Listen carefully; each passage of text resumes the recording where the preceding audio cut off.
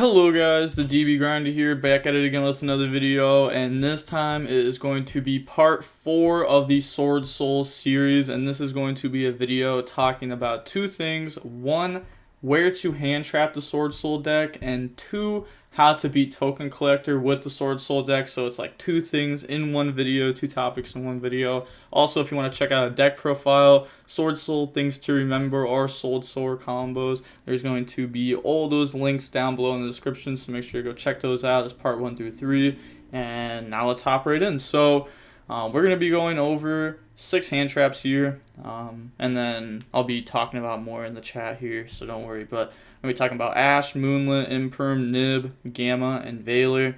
I feel like those 5 are the most popular, not Moonlit, Gamma. So normal summon out Mo-Yi effect. This is a very good spot to activate a card like Imperm, Valor, Gamma. All these are very excellent to hit Mo-Yi with. And then also it's the same for Tai-Yi. Hit the normal summons with the Valor, Imperm, Gamma. Pretty standard. Hitting those cards is pretty good. And then also for the Synchro here, this is a good spot to hit with the Moonlit Chill. This is a good Moonlit target. Bringing this substance in might become more popular with SwordSoul and Crossout being in the meta. I'm not sure this is going to become more popular or not. It might be a while, since like real life events aren't going to be opening for a while, and this card is very good with real life because of time. Just figured I'd bring it up here. And then we have Ecclesia and Appears here, Infusion Destiny, Prosperity.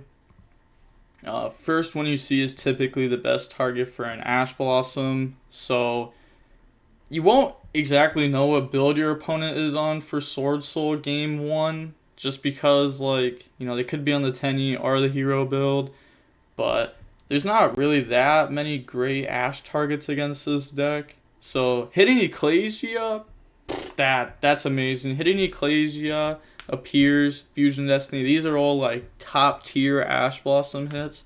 Hitting Prosperity with it is like, it's kind of whatever, but hitting the engine with Ash Blossom is kind of difficult sometimes. Like, they could just go ahead and normal summon out Mo-Yi, reveal, go for the Synchro, and then, like, I mean, you could Ash the Synchro as long as they've Prosperity'd. But if they go for like a Tai-Yi play instead of a Mo-Yi play, then you can't Ash the Synchro. So this card is not that great versus this deck. You could definitely side this out for like a higher impact going second card against this matchup. Tenyi Ashina, the Tenyi that summons one from deck, is also a good target for the Ash Blossom.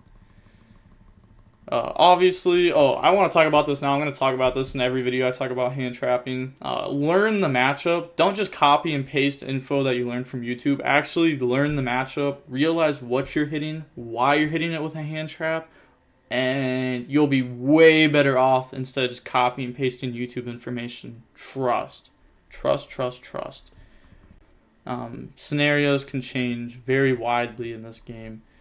And then this is just going to be a little like combo here, where like a good place to drop Nib will be. This is a very common board that ends up coming up a decent amount, and this is a good spot to go ahead and just activate the Nib to go ahead and summon itself out. Token Collector is best to drop as soon as possible. You know, once they put a token on board, drop that. Bell is best on peak. Destiny Hero or the Baxia, I'd suggest using Bell as soon as possible, as there's not many chances to use it typically. Again, that's something that isn't always true, but usually you'd want to hit like the first thing with Bell that you can. Phantasmia I would use as soon as possible. I would use Skullmeister on the hero or a Tenyi effect. I'd use Crow on a hero or a Tenyi. Drop Droll as soon as possible. Orange Light on normal summon effect, or Long Young, whichever one comes up first. But also the Tenyi Ashina, as they could go for Chaofeng to turn off the Orange Light so you could hit the Baxia. Hitting Baxia also works to stop getting Chaofeng. Yeah, still talking about the Orange Light. So if you play Ogre, you're trash and deserve to lose. I was just making a joke there, since like I've been talking about Ogre a decent amount with some people that I know, and every time I talk about Ogre, they keep calling it trash. But A good place to ogre is like if they normal summon out Mo Yi or Tai and activate the effect, you can go ahead and drop ogre on that effect. And it's pretty decent against this deck. It's not like crazy or anything. There's way better cards, but you know, if that's a card in your hand, then you may as well know where to drop it. Like, these are pretty good places. And then please make sure to leave a sub. But going on into the next part of this video, we are going to go ahead and talk about how my build beats Token Collector. Again, if you want to see the build, make sure to go ahead and check out the deck profile down below in the description. This does not work for every build, as there's like a lot of cards that actually beat Token Collector, but which cards are you actually going to be playing in your deck? So, you know, Mo Yi, effect, reveal, summon out a token, and then they are going to drop Token Collector. So activate Token Collector, and then you can chain Moonlit to go ahead and negate it. A lot of people have been commenting and they don't know how Moonlit works. So to explain how this card works on your turn, if they were to summon something like an Omen, Moonlit would have to be Chainlink 1 because you're turn player, and then Omen would be Chainlink 2. So Omen will never get negated by Moonlit on your own turn. So Moonlit does not work versus that. But Token Collector is a mandatory effect. Same thing with something like Artifact Scythe. Those are mandatory effects. So they will be activated as Chainlink 1, and then you can chain the Moonlit as Chainlink 2. So that will go ahead and negate Token Collector.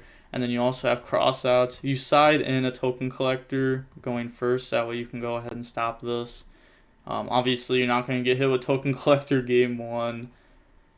And then yeah, you side in Token Collector going first to make crossout out. If you open Vishuda, you can do this. There's a few different ways. Has to be with Mo Yi, Long Young. I'll show you why.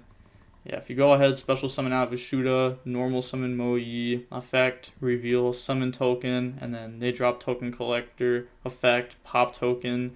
Then you can go ahead and you can get rid of, or you know, you get rid of those, and then go ahead and go for Anaconda. But this is talking about scratch that. Just don't. Alright, so the Vishuda and Mo Yi right there will go into Anaconda. But if you open up a Tai, then you have to be able to put a worm into the graveyard with this. So what you do is you special summon Vishuda, turn that into Monk, normal summon Tai, and then you activate the effect, you banish Vishuda to summon out a token. And that's why I'm saying it has to be with Mo Yi or Long Young, because then they would go ahead and drop Token Collector here, and this is not an effect monster to go ahead and summon out the Anaconda. So that's why like it would not work in that kind of scenario. Now going over some more outs here. Yeah, like I said, the deck has a decent amount of outs. So you can normal summon Mo Yi, activate the effect, reveal sudden shift, summon out a token, and then they're gonna go ahead, you know, drop Token Collector, and then you can activate talents to take, and you can summon Anaconda. Also, if you're playing Babushka, you can go for that too. And now going on to the next set. This isn't necessarily like an out the Token Collector, but it's a way to keep playing. So normal summon, effect, you know, reveal, token, drop Token Collector, fusion destiny, summon the hero, and then you also play 3 prosperity. So as you see, you have 13 outs. And these cards do not just directly out Token Collector, they out many other cards.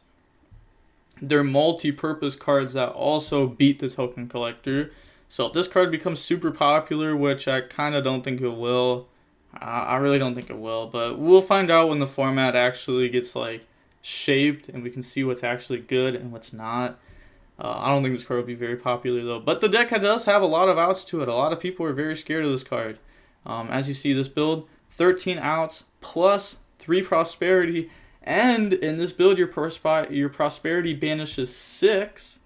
So like you're seeing a lot of cards turn 1. Like you have 13 outs plus 3 prosperity. If you don't open one of these and you open prosperity, your prosperity looking at the top 6 will see one of your outs.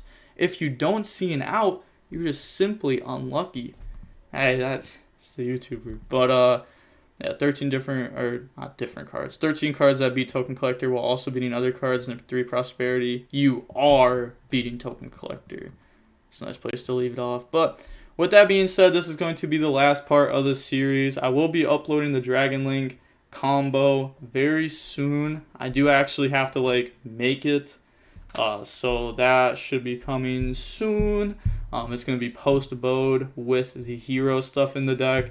I don't know if the hero stuff will actually be played in the Dragon Link deck or not, but I figured like without the hero stuff in it, then that's just like current format, like current Dragon Link combos, which like everybody already knows. So I just want to make it with like the hero, like Anaconda package.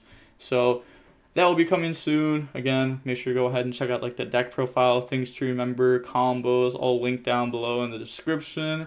Please subscribe, use my TCG Player affiliate link to help support the channel. All the money I make through my affiliate links, discount codes, and merch down below goes directly back into the channel through giveaways. And with that being said, the DB Grinder signing off. Peace, have a nice day, stay safe.